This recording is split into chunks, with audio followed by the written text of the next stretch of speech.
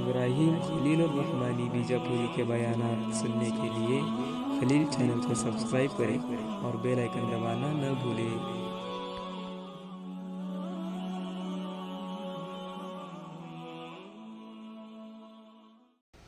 بسم اللہ الرحمن الرحیم الحمد للہ وکفا وسلام علی عباده الذین اصطفى اما بعد فاعوذ باللہ من الشیطان الرجیم بسم اللہ الرحمن الرحیم قل هل يستوي الذین يعلمون والذین لا يعلمون وقال النبی صلی اللہ علیہ وسلم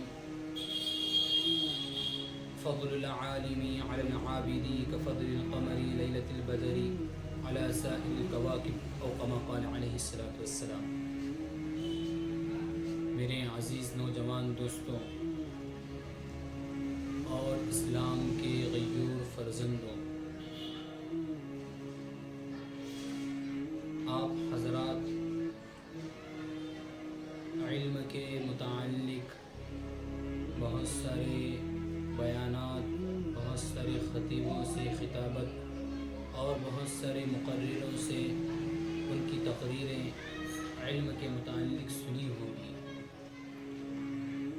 لیکن میں بھی آپ حضرات کے سامنے علم کے متعلق چند باتیں عرض کرنے کے لیے بیٹھا ہوں۔ مجھے امید ہے کہ آپ میری باتوں کو بغور سماعت فرمائیں گے۔ میرے عزیزوں، علم دو طرح کا ہوتا ہے، ایک دنیاوی علم اور دوسرا اخروی علم۔ دونوں علم انسان کو عزت، عظمت اور شہرت بخشتے ہیں اور انسان کو اعلیٰ مقام تک پہنچاتے ہیں، لیکن دنیاوی علم دنیا تک ہی محدود رہتا ہے اور اخروی علم دنیا میں بھی کام آئے گا، آخرت میں بھی کام آئے گا، اور اخروی علم کی وجہ سے بندے کو دنیا میں بھی عزت ملے گی، آخرت میں بھی عزت ملے گی۔ اللہ تبارک و تعالی نے جب قرآن کریم کو نازل فرمایا تو اللہ تبارک و تعالی نے علم کے متعلق ہی سب سے پہلی 5 آیات کو نازل فرمائی۔ اقرأ بسم ربک الذی خلق خلق الانسان من علق اقرأ ربک الاکرم الذی علم بالقلم علم الانسان ما لم يعلم۔ تو میرے عزیزوں، اللہ تبارک و تعالی نے جب قرآن کو نازل فرمایا تو سب سے پہلے اللہ تبارک و تعالی نے قرآن کی ان 5 آیات کو اللہ تبارک و تعالی نے علم کے متعلق اتارا ہے۔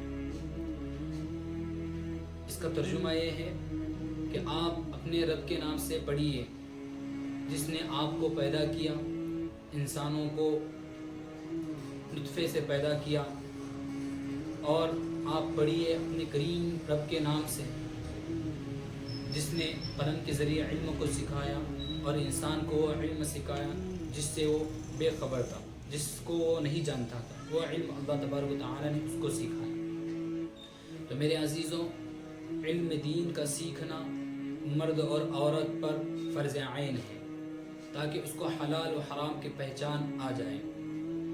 آج علم نہ ہونے کی وجہ سے آج کے لوگوں میں، آج کے افراد میں حلال و حرام کی تھوڑی بھی تمیز نہیں ہے کہ وہ کیا کما رہا ہے، کیا کھا رہا ہے۔ علم نہ ہونے کی وجہ سے، جاہل ہونے کی وجہ سے آج وہ ان تمام چیزوں سے بے خبر ہیں۔ اس لیے میرے عزیزوں، ہر ایک کے لیے علم کا سیکھنا فرض عین ہے۔ اللہ تبارک و تعالی اپنے پیارے نبی سے فرماتے ہیں قل هل يستوي الذين يعلمون والذين لا يعلمون، اے میرے پیارے نبی آپ کہہ دیجئے کہ اہل علم اور اہل جہل یکساں نہیں ہو سکتے۔ تو میرے پیاروں، جاننے والے اور نہ جاننے والے ایک سا نہیں ہو سکتے۔ جو جاننے والے ہیں وہ تمام چیزوں سے بچتے رہیں گے، گناہوں سے بھی بچتے رہیں گے، حرام کاری سے بھی بچتے رہیں گے، زنا خوری سے بچتے رہیں گے، شرک و ضلالت سے بچتے رہیں گے، گمراہی سے بچتے رہیں گے، اور جنہیں علم نہیں ہے وہ تمام چیزوں میں ملوث ہو جائیں گے۔ وہ شرک میں بھی گرے گا، کفر میں بھی گرے گا، ظلم میں بھی گرے گا، حرام خوری میں بھی گرے گا، زناکاری میں بھی گرے گا، تمام آفت مصیبتوں میں بھی گرے گا۔ اس لیے میرے عزیزوں، ہر ایک کو جاننا ضروری ہے۔ اس لیے ہم اپنے اولادوں کو علم سکھائیں، دینی علم دیں، دینی علم کے ساتھ ساتھ دنیاوی علم بھی دیں، تاکہ اس کا دنیا میں بھی فائدہ ہو، آخرت میں بھی فائدہ ہو۔ اس لیے میں یہ نہیں کہتا کہ آپ دنیاوی علم مت دو، میں یہ کہتا ہوں کہ آپ دینی علم کے ساتھ دنیاوی علم بھی دو۔ اپنے اولادوں کو جاہل مت رکھو، اپنے اولادوں کی زندگیوں کو خراب مت کرو، اپنے اولادوں کا نقصان مت کرو، اپنے اولادوں کو دینی علم سکھاؤ اور انہیں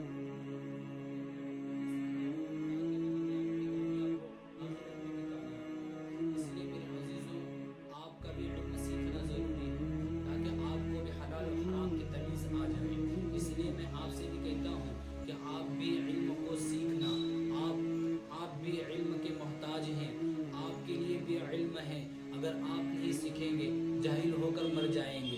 اس لیے میرے عزیزوں، یہ علم آپ کے لیے بھی اتارا گیا ہے۔ یہ علم صرف ہمارے لیے ہی نہیں بلکہ تمام افراد کے لیے ہے، تمام عوام الناس کے لیے ہے، یہ علم تمام جہانوں کے لیے ہے۔ اس لیے یہ علم سیکھنا ہر ایک کے لیے ضروری ہے۔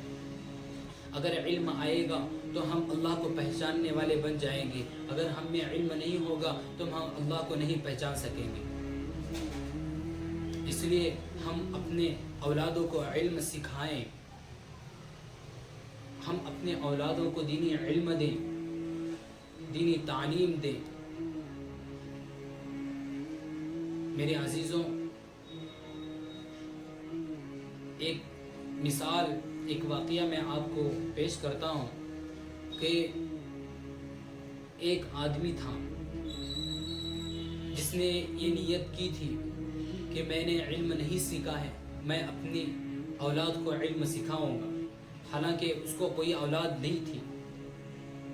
جب اس کی بیوی حمل سے تھی اس وقت اس کا انتقال ہو گیا۔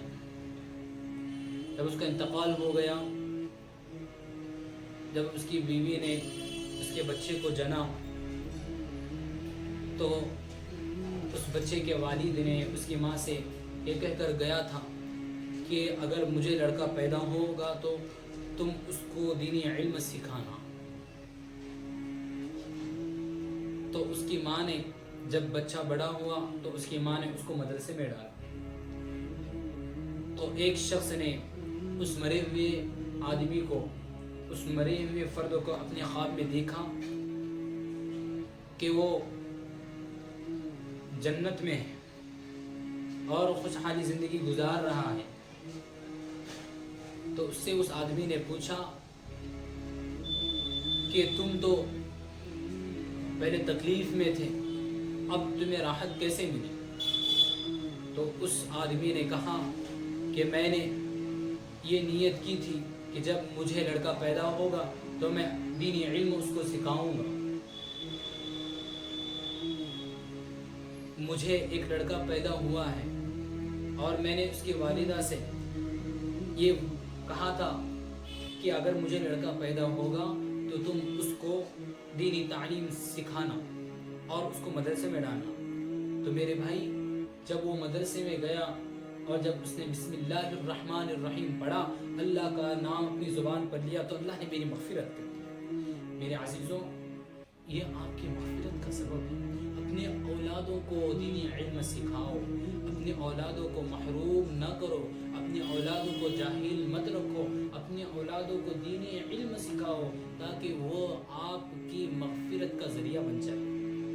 القیامت کے دن اللہ تبارک و تعالی دینی علم سیکھنے والے، جس نے قرآن کا علم سیکھا ہے، اللہ تبارک و تعالی اس کے ماں باپ کو بلائیں گے اور ان کے سر پر روشن تاج پہنائیں گے جو سورج سے زیادہ چمکدار ہوگا۔